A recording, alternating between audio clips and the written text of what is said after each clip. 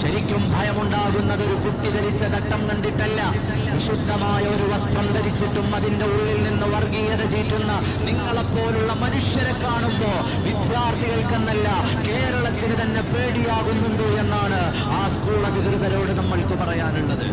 ആ വിദ്യാർത്ഥിയുടെ തട്ടം കണ്ടിട്ടൊരു വിദ്യാർത്ഥിക്കല്ല പേടിയാകുന്നത്. വിശുദ്ധിയുടെ വസ്ത്രമെന്ന് പറഞ്ഞ വസ്ത്രമണിഞ്ഞു വന്ന നിങ്ങളുടെ ഉള്ളിൽ നിന്നൊക്കെ വമിച്ചു വരുന്ന വർഗീയതയുടെ വിഷപ്പുക അത് ഈ സമൂഹത്തിൽ എങ്ങനെ ബാധിക്കുമെന്ന പേടി സമൂഹത്തിന് മുഴുവനുണ്ട്. വിശ്വസിക്കാനും അനുഷ്ഠിക്കാനും ആചരിക്കാനുമുള്ള അവകാശം ഇവിടുത്തെ ഭരണഘടന നൽകുന്നുണ്ട്. പള്ളുരുത്തിയിലെ സ്കൂളിലേക്ക് തലയിൽ തട്ടമിട്ട് കടന്നു ചെല്ലുന്ന വിദ്യാർത്ഥിക്ക് അവരുടെ മതനിയമം അനുസരിച്ച് തലയിൽ തട്ടം ധരിക്കാനുള്ള സ്വാതന്ത്ര്യം അത് ഇന്ത്യയുടെ ഭരണഘടന നൽകുന്നതാണ്. അതിനെ ചോദ്യം ചെയ്യാൻ ആർക്കും കഴിയുകയില്ല. ഞാൻ ഈ സംസാരിക്കുന്ന പള്ളിയുടെ മുറ്റത്തു തന്നെ വിദ്യാലയമുണ്ട്. ഞാൻ പഠിച്ചിരുന്ന വിദ്യാലയം എന്റെ നാട്ടിലെ